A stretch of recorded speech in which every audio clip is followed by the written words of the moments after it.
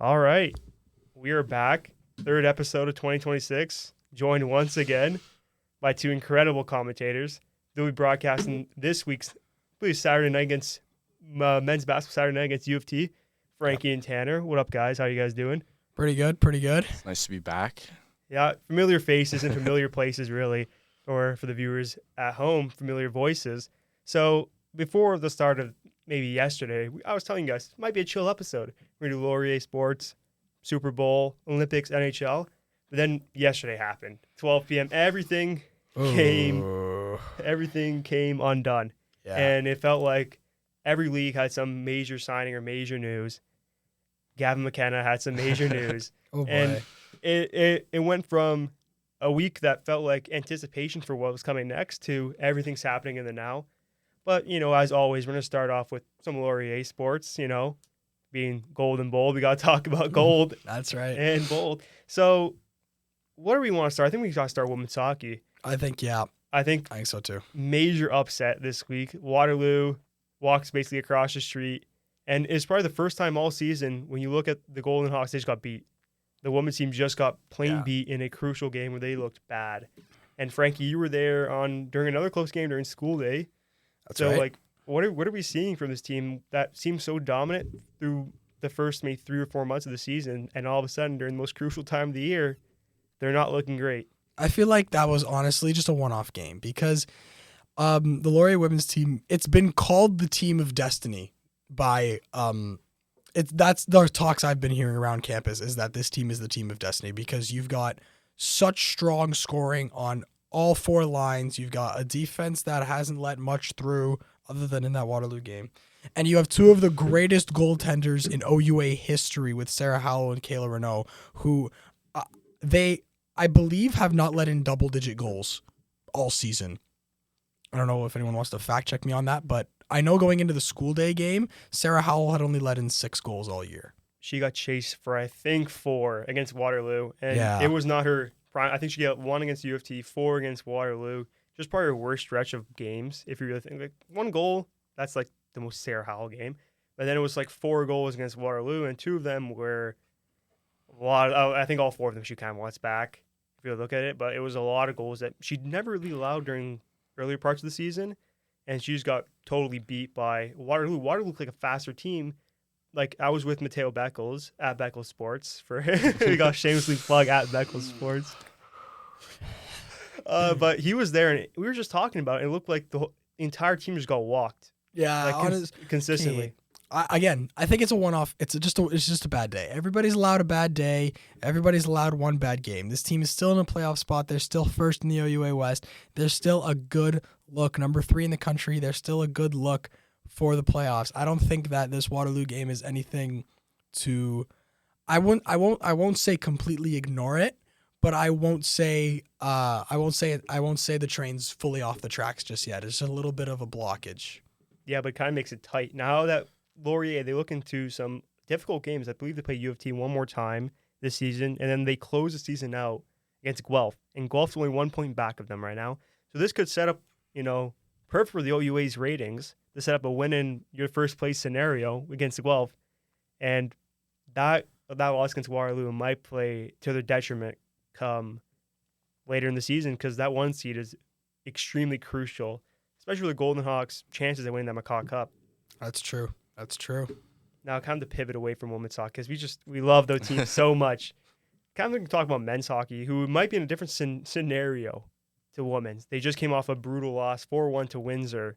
They now come home, and they play a lot of home games coming down this stretch. They play, I believe it's U of T Friday night, Waterloo, Battle of Waterloo, final one of the season, Saturday night. How crucial is this 2-game stretch for the Laurier Golden Hawks men's team, which is really vying for a playoff spot right now? I think that these are all must-win games. You got to win. You got to win all these games. You got to put yourself in the best position in the best possible position for the playoffs.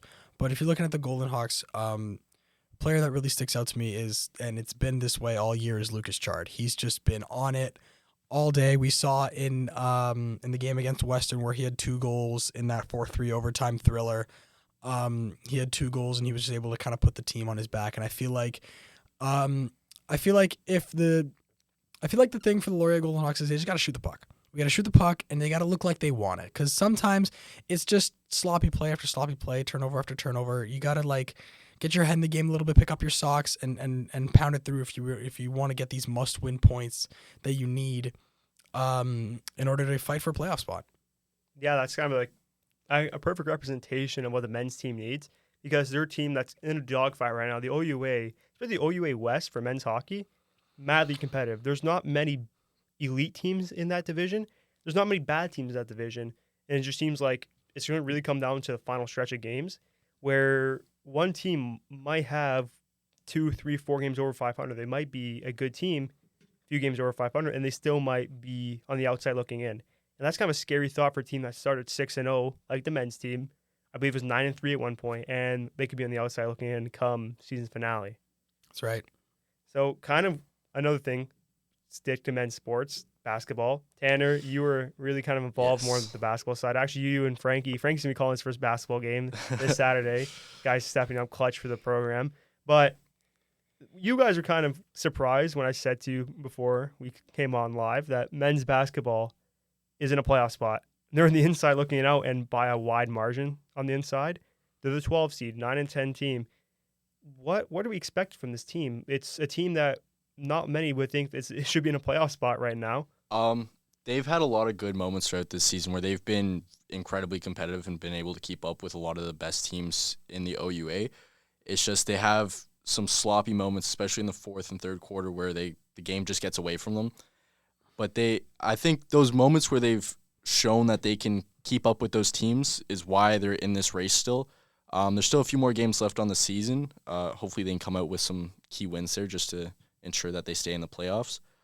But I could definitely see them not making a deep run into the playoffs, but picking up a couple wins as we head into the playoffs. Yeah, that's kind of what I was thinking with this team. They play, it is 3 teams they play. It's going to be Brock, York, and it's going to be U of T. They just played McMaster yesterday, cleaned house with a bad McMaster team. That's a must-win. And that puts them in a really good spot heading into, I think, a 3-game stretch where they should go 2-1 minimum. Brock's a good team, but they're a beatable team for their record. And you get into a U of T team, that's a team you're most equally matched with. That's a 9-9 U of T team. And if you want to really advance past that 12 seed, I think that's a team you got to beat. And then York, to close the season, that should be the most winnable game left. 4-win York team. Shouldn't really stand much in your way. But if last thing you kind of want to do is play a close competitive game against them. But I think, as you said, Tanner, they are on the out. They probably will make a playoff spot unless something horrible happens. Like worst case scenario. Yeah, fingers crossed. Like they have to basically lose out. Waterloo has to win out, and I don't think that's going to happen. But for them, I think they can be a Cinderella team. They have all the makings to be a Cinderella team.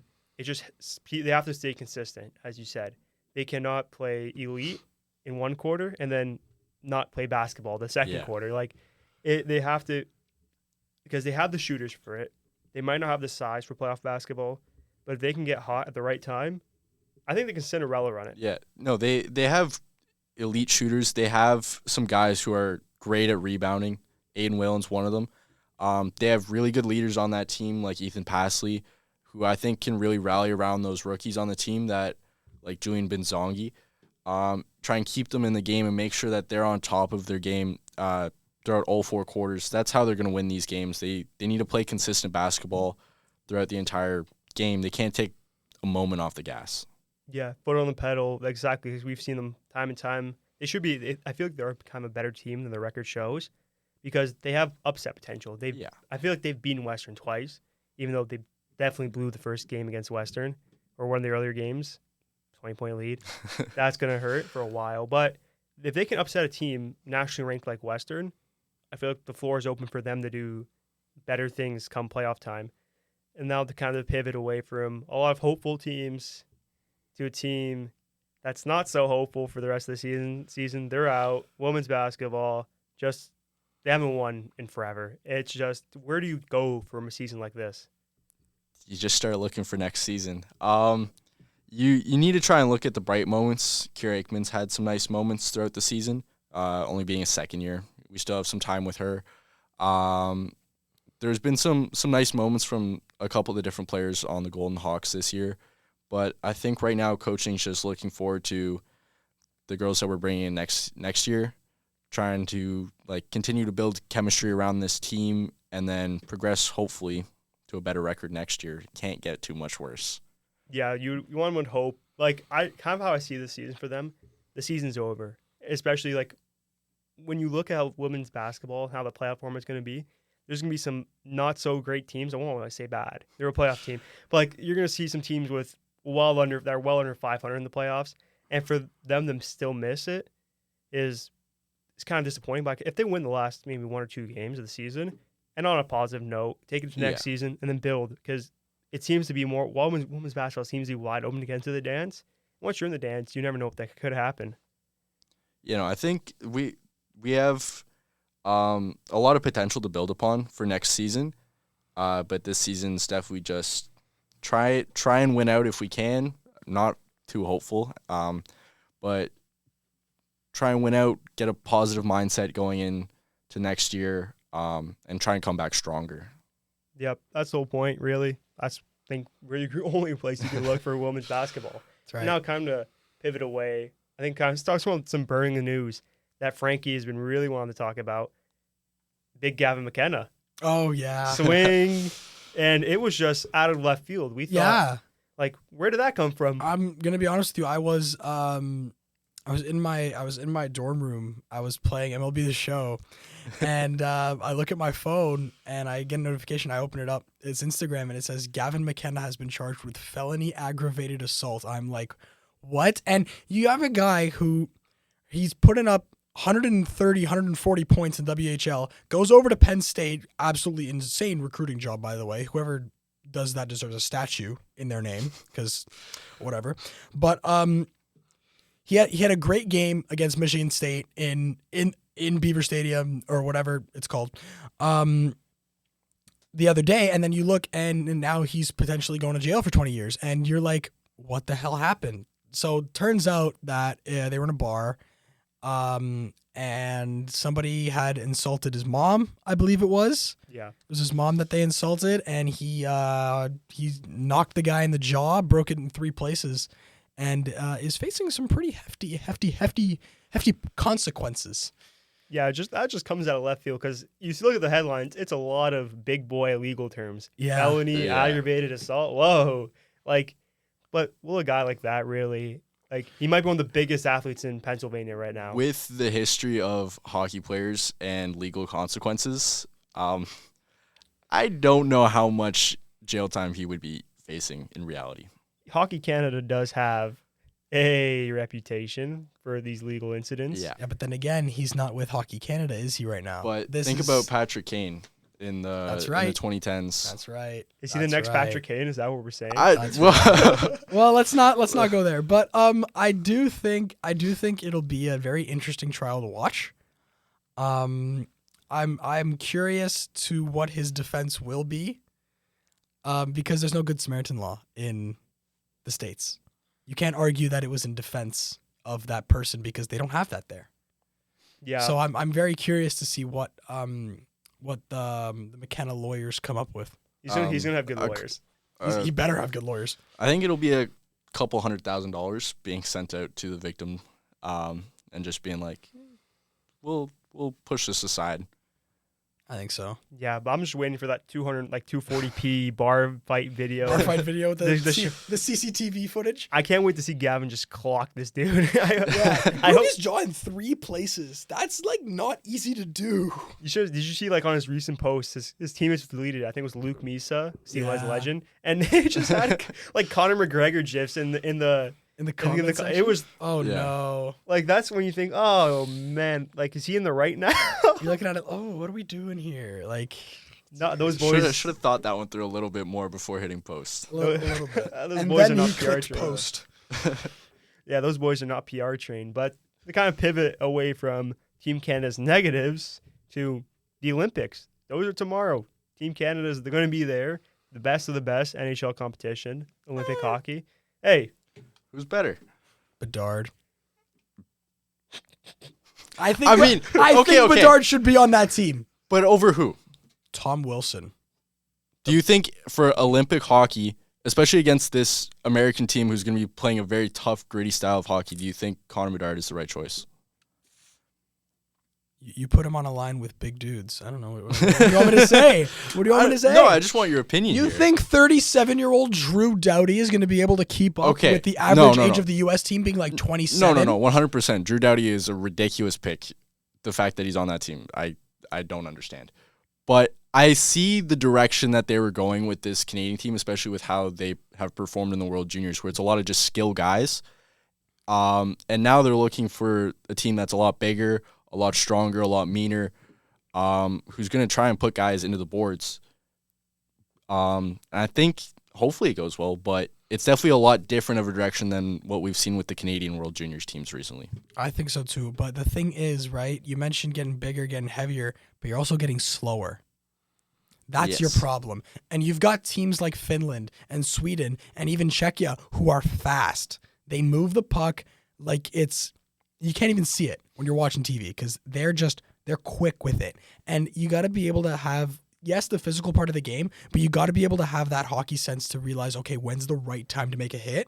And when am I not going to make a hit, but when I try, I just look like an idiot and I'm falling through and I'm in the blue line when my team's on defense.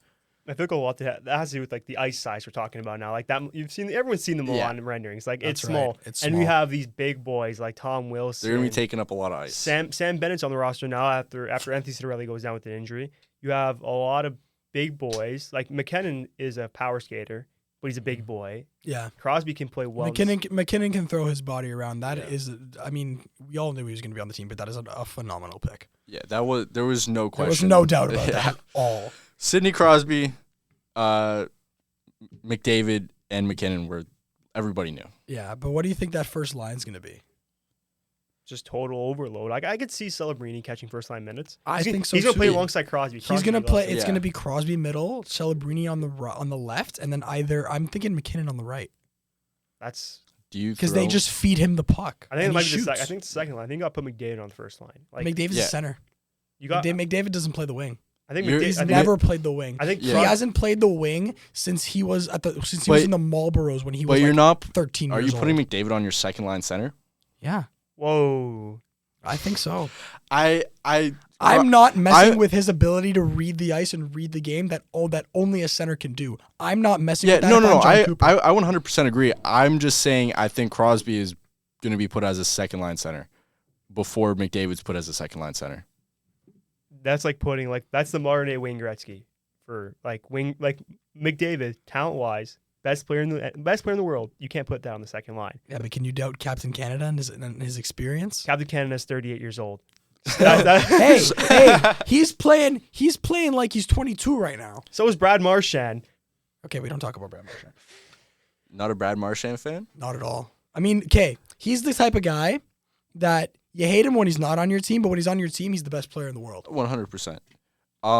No, I just feel like, especially the point that Crosby's at in his career now, McDavid's going to do better with better minutes. The longer we can have him out on the ice, the better it's going to be for Team Canada. But Crosby on the second line, going up against other second liners for other countries, who's going to compete against him? That's right. Maybe the United. I think it's United. It's like what they're building it up. It's going to be Canada, U.S. in the final, gold medal game. Then whoever else wants to take the bronze medal. It'll be kind of disappointing if we do see Canada. The Swedes are going to have a good team, man. That's They're a going rough to be good. team. It's just no Russia. Yeah. I don't think the Russian team would be that good. Honestly, are we sure about that? I don't think they have the forward depth.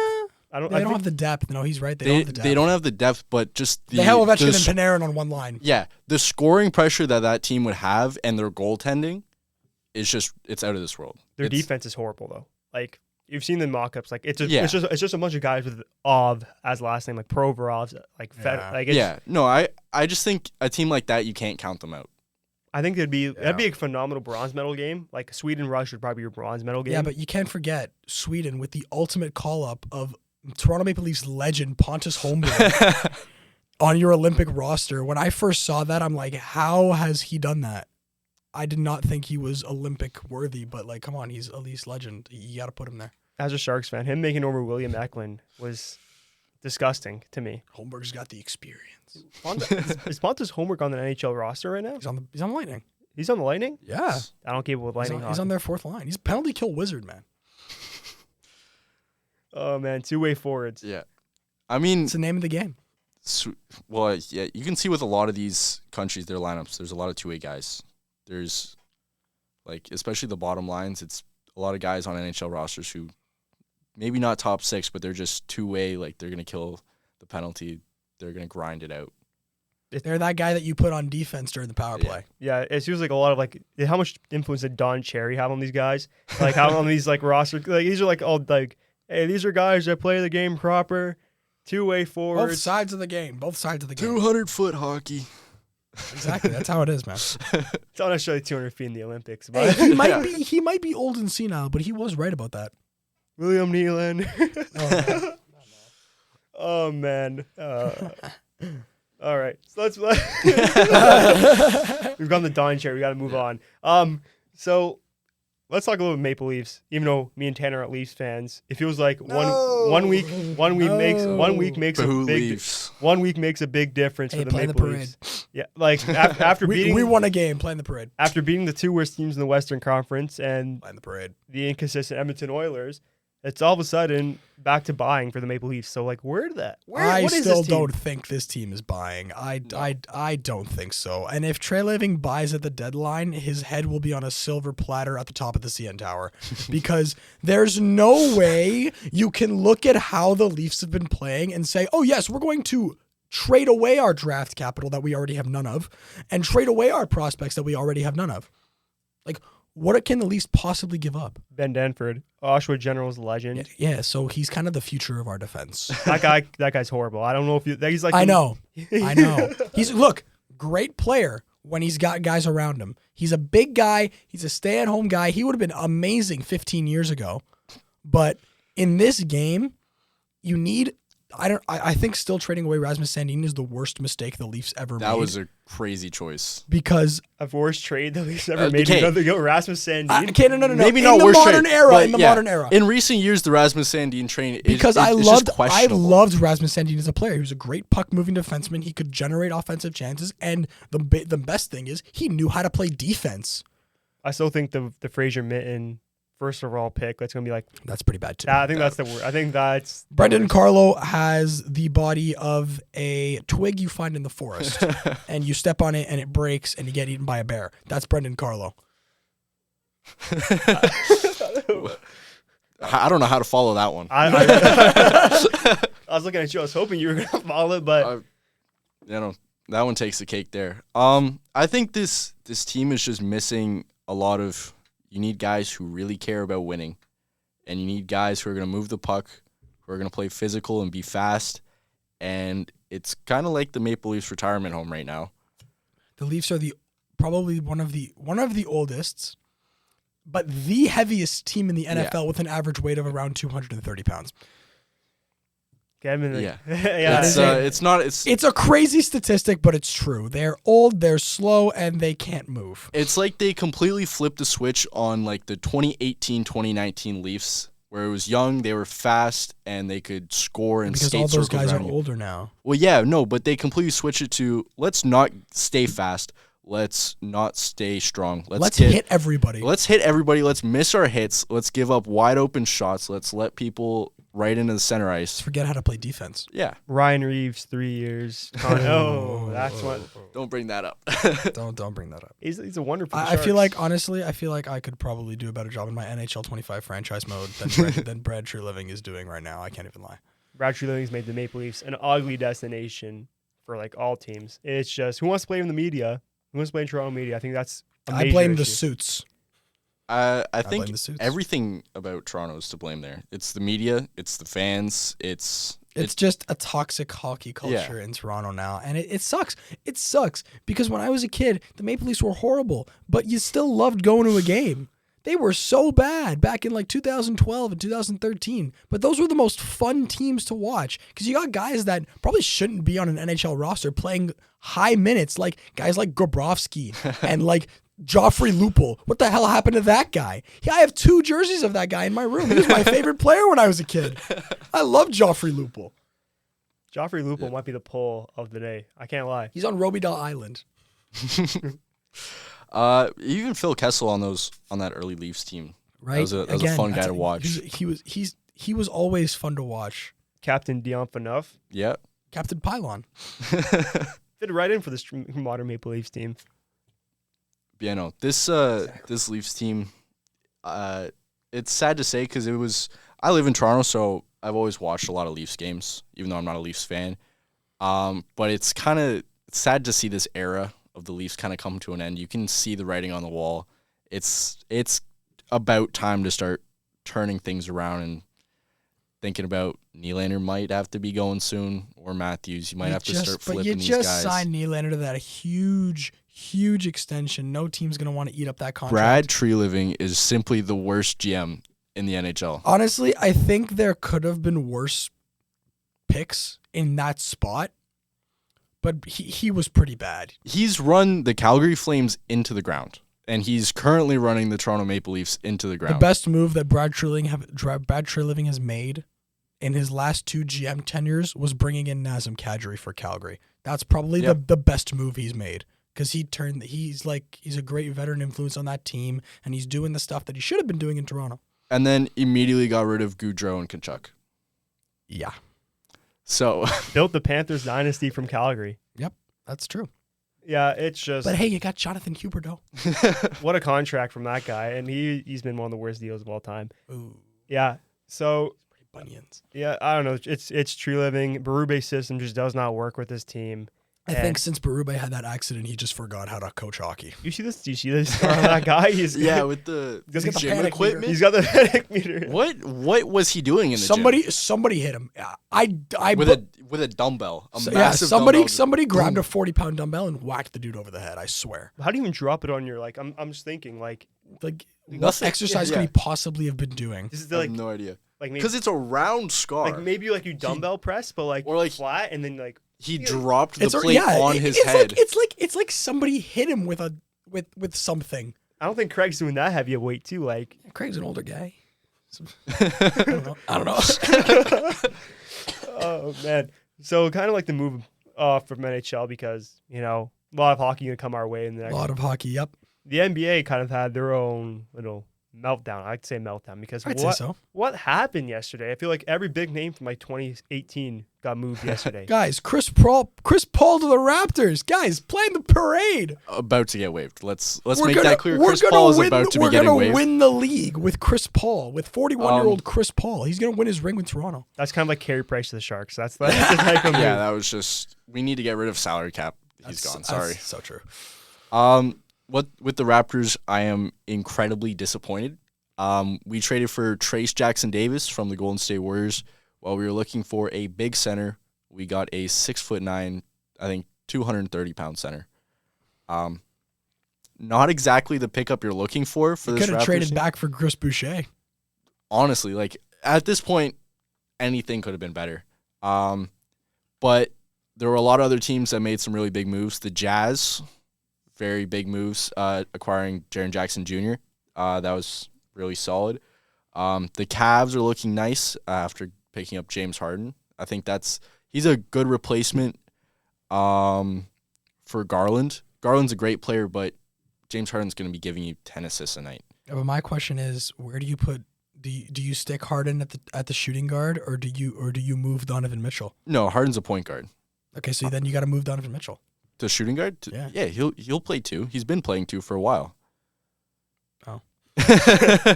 He just started watching basketball a week ago. 2 weeks. 2 weeks. Okay, sorry. Really getting into it. Getting into it. Yeah, no. But James Harden's been playing as a point guard for the last 3 or 4 seasons now. And he's been really good, picking up a lot of assists. And I think he's going to be a great addition to that Cavs offense, where they've needed a guy who can make some crazy plays happen when he needs to. And then who else made some big plays? The Wizards. Is the AD for Luka trade, is that now officially the worst trade in history? Well, that was officially the worst trade in history the moment it happened. But it honestly might have gotten better because they traded AD, and now at least they've gotten more picks out of it. Yeah, I don't know what the Wizards were like. They're 11-win. They're a 12-11-win team. And Well, they have Trae Young. Yeah. Trae Young and AD is automatically going to be a crazy duo as long as they can both stay healthy. Yeah. But they have some. They still have a lot of their really good young players. Like I believe his name's Keontae George. But they have a lot of good young players where they're going to be doing good to end the season, and then next season, whatever they can do in free agency, I'm sure they're going to be looking really good, probably making a nice little playoff push. Who else? The Lakers didn't really do anything.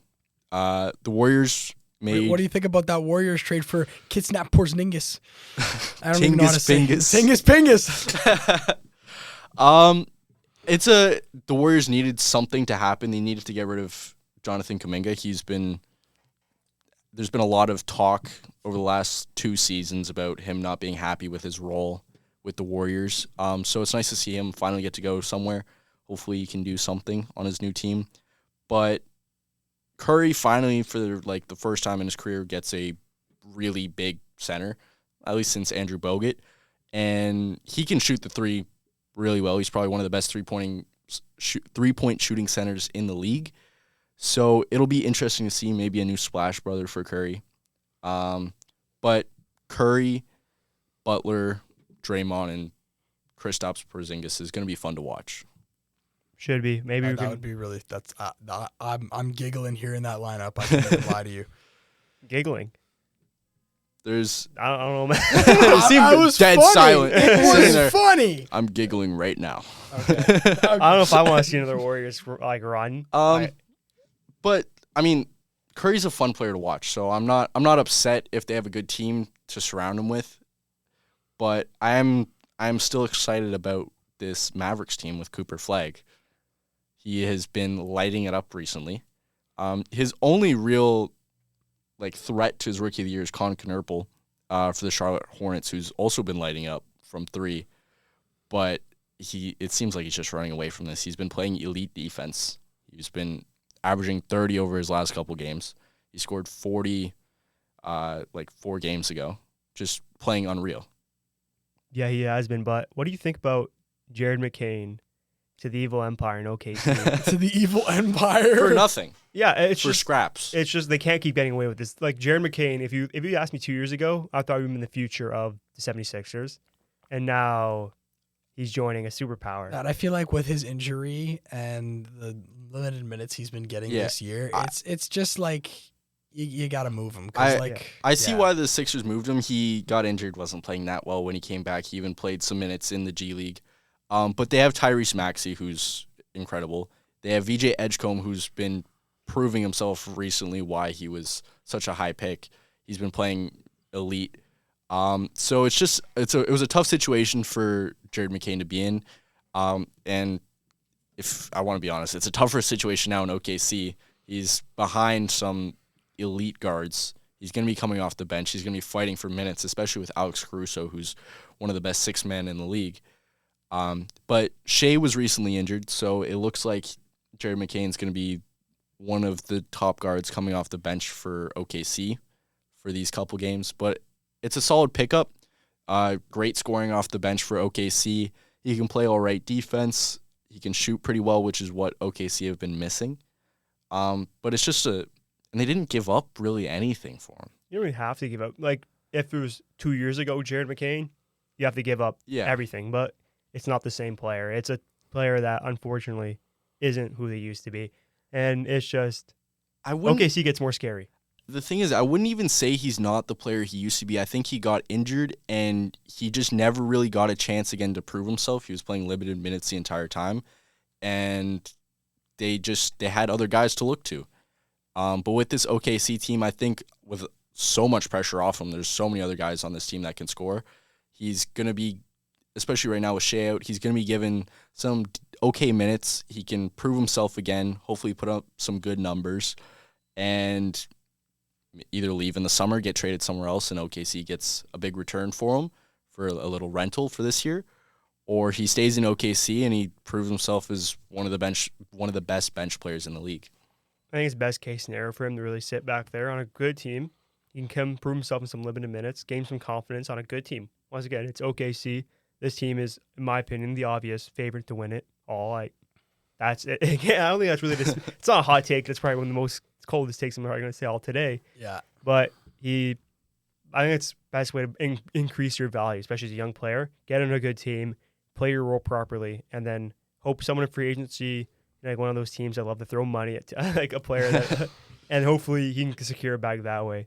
Yeah, that's right. That's right. I would love to see him go to the Timberwolves at some point in his career. I think him next to Ant would be really fun to watch. That would make my 2K games a lot better because I always pick the Timberwolves. I'm a big Dante DiVincenzo guy. Well, Timberwolves are going to be interesting now that Mike Conley's gone.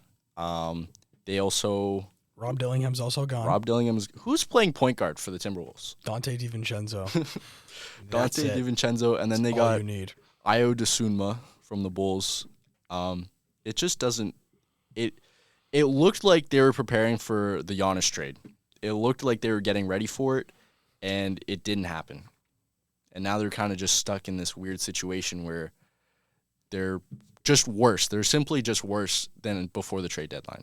Giannis fantasy trade from Shams, like the last 3 seasons in a row. It's getting kind of annoying. Like, either you move on from the guy, like, I don't know, like the stories we keep getting. Like, Giannis should have been a Raptor 3 times in a row now. I feel like the Bucks have just been saying, "Ooh, we're gonna trade him. We're gonna trade him." No, we're not. And then I feel like I saw this. I saw on Instagram that was I don't know how old this kid is. He's like 12, but he has like this really, really in-depth knowledge of everything Milwaukee Bucks. So he's trying to put together mock trades for Giannis. And I've found a really interesting one where they sent him to Portland to get back the draft capital they lost in the Dame trade so they could prepare for a rebuild, which makes a lot of sense for both teams. You give Portland a guy that can make your team infinitely better, and the Bucks get their draft capital back. It makes sense for both teams, but the Bucks said that they're going to honor Giannis's trade wishes, and the 2 teams that he said that he wanted to go to were the Heat and the Timberwolves. So that Trailblazers trade, as much as they would like to do it, seems to be out of the question, at least for now. It depends on if Giannis changes his mind over the offseason. But at least my opinion is they're going to go into the offseason. They're going to try and draft some people, maybe sign a big name in free agency. If Giannis likes what they're doing, likes the direction they're going in, he might stay. If he doesn't, I think he's gone. I think this is genuinely it. This is their last chance to try and keep him. They need to try and do everything they can if they want to, because he's an MVP caliber player. He's a top 5 player in the league year in, year out. But this is it. It's go big or go home this offseason for the Bucks. Yeah, it's got to be. You really got to move on, or either you build around him or move him on. Either or. Speaking of offseason, MLB offseason's kind of getting along. Now it's gotten to that point where it's slowing down a little bit. Just a little bit. 2 major moves for the Detroit Tigers. Framber Valdez signs 3 years, $115 million. And Tarek Skubal, he wins his ARB case. I believe it's $32 million for the next 2 years. Tigers all of a sudden have $1 million pitchers who can, 2 of the best pitchers in the league. Framber Valdez, I think, is an overpay at $40 million, almost $40 million a year for a guy. That's a lot of money. Who might be a walking cancer. But I do like Framber Valdez. His attitude is a bit of a problem. He's a great pitcher, and he's someone that you're not going to complain if he's on your team. Right, so I don't hate the move for the Tigers. It just makes their rotation all the more scarier. They're going to be a tough team to face. That's just how it's going to be next year. On the defensive side of the ball, I don't know about offense. We're going to see how that goes. They got some solid pieces. They play in a weaker division. I believe it's either going to be. It's not going to be the Twins. I know that. Oh, that's for sure. I know that for a fact. It's not going to be the Twins. They're a bad baseball club. Cleveland's. Cleveland always find a way to have a good season. Meanwhile, they have four big name pieces, and then we steal their big name pieces. And then we steal them. Yeah, there's such a hard team to gauge. Stephen Kwan to the Jays. He's coming soon. Do we need a Stephen Kwan? I don't know. No, but we're just gonna take players from Cleveland. We're gonna every year jump on the bandwagon of just taking people from Cleveland. Oh man! And then who else in that division? That's Cleveland, Detroit, Royals. I think the Royals. The Royals could have a good year. I think the Royals Bobby Witt Jr. could have another MVP caliber season like he's been having. So I think it might be the Royals' year to win that division. I think they They should win I that just division. don't like the Royals in the playoffs. Flashbacks from 2015. It's been 10 years, man. There's another evil empire in baseball, and It's the Kansas City Royals. it's the wrong Royal. Blue team. IKF Isaiah Kiner-Falefa also went to the Red Sox. The name should not be brought up. I feel like Isaiah Kiner-Falefa should be banished to another baseball league. You should get first He time shouldn't to play be the Red allowed Sox. in the MLB IKF to the anymore. KBO. Yep, put him in the second. Put him in Mexico, like what they did with Trevor Bauer, I want you Savage to beam him. First time we see IKF, just beam him. right in the face. Just boom. hey, maybe you'll slide home this time. Or not slide home. Maybe you run through home next. Hey, maybe time. he'll run Do a little something. bit faster. Maybe yeah. Run through. Why feet first?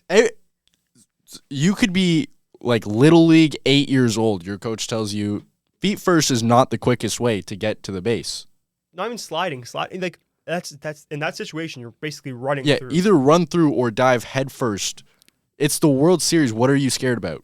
World Series. Right. Put it on the line. The World Series. Yeah. It wasn't game one. It was a crucial game. Like Jays would have won the entire That's World right. Series. I know, Nate, you played some high level baseball. I played house league baseball. My coaches would tell me put it on the line for the game. Like we had no shame. I was diving in head first to people at 8 years old. Like it was not like what are we doing? I was sitting there watching that game. I think it was game 6 or 7 that happened. Ooh. I think it was game 6 because it wasn't ball on the wall. Ball on the wall was game 7. Ball on the wall was 6. Okay, so then I have the two flipped. Yeah. Game 7, I was at a wedding. We were watching that game on the TV. We're looking at him like, what are you? We're looking at him like, what are you doing? What are you doing? What are you doing? Just overall, the Blue Jays base running that series, well, even the entire playoffs was just atrocious. Just rookie mistakes all around every game. Bring back Dalton Pompey, greatest base runner in Blue Jays history. Best Toronto cop at all time. Yeah, I saw that. I saw the IKF clip, and then you see his lead, and then all of a sudden I can hear my coaches a pass just screaming. I can hear it. It was like a PTSD reaction. I felt it. I'm like, dude, you're gonna make the whole team run next practice, but there's no next practice. There is no next practice. Well, that's why he left the Jays, because he didn't want to have to run next season. John Schneider, you guys, no balls at practice. Oh no, that would have been a scary thought. But the MLB should be. Actually, I'm lying. The Dodgers. Do we think the Dodgers are gonna win it all? I think Cody Ponce is gonna strike out everybody in the league. It's just like Can't argue with those numbers in the KBO. With what the Dodgers have done the last 2 seasons, and then adding Kyle Tucker on top of that, And Edwin Diaz. That's just like a kick in the face to absolutely everybody. Yeah. How do you look at that team and go, they've won 2 years in a row? How do they not do it again? I think what people forget is that Dodgers team. They're susceptible. Like Everybody gets injured. That's the only way. Their bullpen was bad last season, and they weren't they played in the wild card. I think people tend to forget that they weren't against the Cincinnati Reds. They weren't a 115 win team that we all thought they were going to be. They were like a 100 win, 3 seed. I think they have the same record as the Jays, if not 1 win less. I think it was 1 win less because of they were 92 and 60 something. Yeah. But you don't have to be the number 1 team in the league. You just have to make the playoffs. Yeah, that's right. But they played in close. Like the Phillies couldn't beat them in that series. That's right. I forgot the pitcher's name, but he had a total aneurysm on the mound and rips it at the backstop. And I think that series would have been close. Like the Phillies couldn't hit for nothing that entire series. I saw a stat today. They hit 200 against the Jays, and they won the series. Yeah. It was just they can hit in crucial situations, but that team last year was beatable. And I think everyone's getting a year older. Freddie Freeman's older now. Mookie Betts had a downturn last season. I don't know if he can come back, like George Springer-esque. Teoscar Hernandez can't be good forever, hopefully. Kyle Tucker, whatever. And then they'll have the best player. My question is, where do you put him? Where do you put Kyle Tucker? You have a good outfield. You put him anywhere. Yeah, you have a good outfield. Not really. Like Kike Hernandez can go sit on the bench, buddy. Like Kike Hernandez. Kike Hernandez is a clutch bat. He's not bad. I don't think I'm betting Kike Hernandez. Yeah, I'm still taking Kyle Tucker. Like that's being okay, pointed. maybe. But then how about like your defensive weapons like Tommy Edman and Alex Call? Death beam pointed at the earth. You're taking Kike Hernandez over Kyle Tucker. I'm taking Tommy Edman. Tommy Edman is an underrated player on that team. He deserves all the money in the world. Tommy Edman can play second. But also, he's a better outfielder. He's a better outfielder than a second. Kike Hernandez as a pinch hitter for the Dodgers That's a great situation for them to be in. Yeah, but are you paying him that much to be a pinch hitter? Yes, it's the Dodgers. They already have unlimited They don't money. care about the money. That's true, yeah. They don't care. But Kike Hernandez could be like, that's the thing with the Dodgers. These people that they have on the bench could be like stars on any other team. Yeah, but you look at guys like Kike Hernandez, the guy Kike loves LA. Hernandez could be a good player on like a bad, like not. He could be a great player on the Twins. Yes, yes, he'd be a great player on the Twins or the Guardians or like one of those like the Marlins. He'd be a phenomenal player on the Marlins. Yeah, but I'd rather make, tens of millions of dollars sitting on the bench watching Shohei go Yabo every game. Like that seems like the best life I don't possible. know. My love for the game is clouding my judgment. Yeah. Well, also like Kyle Tucker, I can't even really hate his decision too much. Like I know he reportedly wanted to come to Toronto, but the Dodgers gave him so much money. Give me $60 million and I'll fly down there too. Come on, Dodgers. Plus, you get to live in LA. Like I don't know if that's the biggest perk anymore. Like maybe a couple years ago. But like you can live like just outside the city. It's great weather all year round. Like great food. Hey, if you're me and I'm a baseball player, I'm doing everything in my power to go to the Yankees. What? I love New York. Huh? I love New York. Not their baseball team. The city of New York. I would rather just play for the Mets. Yeah, but that's Queens. New York is like the Yankees are Manhattan, dude. But you can live anywhere in New York. That's true. Like you don't have to live in Queens. I guess. You just have to play in Queens. You want to live in New York? You want to play for the Yankees? I love New York. No amount. You are no longer welcome on this podcast. Frankie's just made his last appearance on Golden Bowl. Everyone. I love New York. Not their sports teams. I love Boston. I don't like Boston sports teams, but the city itself. Thank you. Same with me in New York, but he's allowed. Yeah. Yeah, but you said you wanted to play for the Yankees. Yeah. No, like I'm saying if I was a baseball player. Oh, man. Like if I was a baseball player. All right. I think we got one more thing to really talk about. It's the elephant in the room, really. The biggest sporting event. No, not even actually not the biggest sporting event of the year, but the biggest Super Bowl. Yep. We'll return the clocks back. 10 years, it feels like. More, but probably 12 years since Seahawks been in the playoff, since the Super Bowl, really. Patriots, Seahawks. It's been a while. It's been a long 2014? Hey, Yeah. look, I can't talk. Years. Yeah. I can't talk. Run the ball. Is that? And I feel like they're going to run the ball and then Kevin Walker fumbles at the 1 yard line. If he fumbles the ball, fair play. You know what? We did it different this time. It doesn't work. Okay, whatever. But Eman Wari being injured is possibly the worst news I could have gotten in months. I don't think. I feel like with these two teams, it's unstoppable force meets immovable object because it's very stoppable force. It's very stoppable force because both teams have their insane strengths, but they also have their insane flaws. I think you look at the quarterback battle. There's an obviously better quarterback on the AFC side of the ball. You mean Sam Darnold? You mean?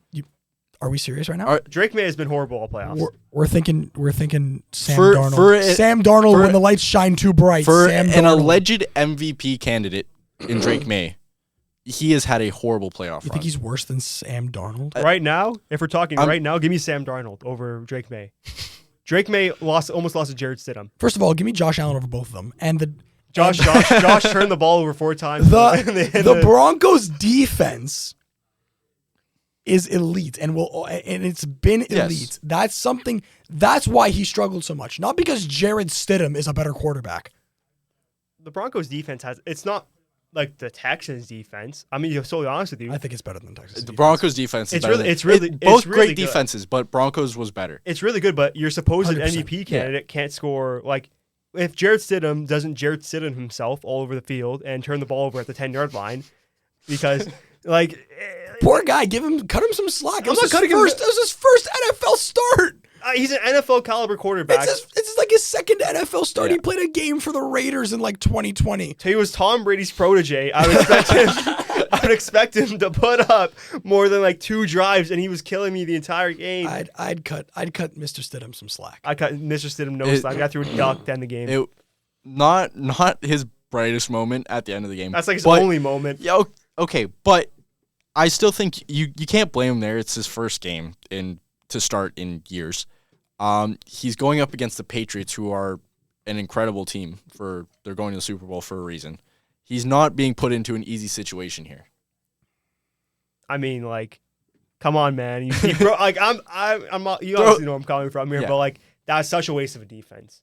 But if the Seahawks played the Broncos in the Super Bowl, that would be the most boring thing to watch. Like It would have been 0-0. Defense versus defense. Yeah, the final score would have been like 6-3. Yeah. Yeah. Like the thing with the Seahawks and Patriots, I think the Seahawks offense is good. I don't think the Patriots have a corner. I don't think the Patriots have a receiver that can beat the You Seattle have no defense. trust in Stephon Diggs? No. Kayshawn, How are you feeling about Stephon Diggs as a Bills fan? I think it was the right move to make to get rid of him because in those later seasons, It was rough because he would get mad every time Josh would throw the ball to somebody else. He'd bitch and complain to the coaches that he wasn't getting the ball. AJ Brown. Even though he was getting the ball most of the time. You look at the targets in 2023, 2022, it was all Stephon Diggs. Like none of our other receivers were getting the ball. Maybe that's why we have no receivers now. Because nobody wants to play in Buffalo because they were just going to throw the ball to Stephon Diggs. I mean, the Bills also can't draft, man. That's why they also. That's don't have also a receivers. problem. That's also a problem. I'm not denying the fact that drafting Keon Coleman over Xavier Worthy was a mistake. Also, Terry Pagula is your owner, so. You guys used to have great picks. Like Our best two picks were Ed Oliver and Josh Allen. Yeah, but like now it's like hindsight is 20/20, but even at the time it's still like what? Yeah. Trade down with your biggest adversary, let them pick the next Tyreek Hill, Yeah. and then you take. I don't think Xavier Okay. Worthy's Yeah, that. at the time, He's was pretty fast. That's he was- about it. that was He's got buttery fingers. I think he has some potential to be a really good receiver, but Tyreek Hill is definitely That a was little bit of a stretch. That was his. I remember that. I was on the night. I'm like, oh god, they gave the Chiefs Tyreek Hill again. That was that was the consensus. But he's not that good, and Chiefs receivers can't stay out of trouble. But to talk about the Super Bowl, really, like, it's going to be like Ken Drake may beat a good defense.